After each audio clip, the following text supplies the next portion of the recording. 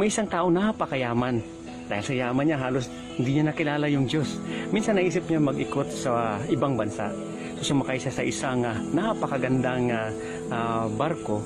Nung nasa kalagitnaan na bigla nagkaroon ng bagyo at nalunod itong barko na ito. Pero napakapalad ng taong ito sapagkat siya lang ang nabuhay. Andi napadpad siya sa isang island. Pagdating niya sa isang island, sigaw siya ng sigaw doon.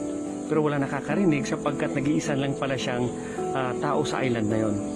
Nung pagkaumagahan, habang nakahiga pa siya sa puno ng kahoy, gutom na gutom siya. Nakatingala siya sa taas at naalala niya ang Diyos at nanalangin siya, Panginoon, tulungan mo ako, gutom na ako. Then after noon, lumakad itong tao na to, and then nakasumpong siya ng mga saging. So maya-maya naman, nakakita naman siya ng puno ng niyog. So nabusog ang tao na ito. So habang nakaupo siya, naisip niya na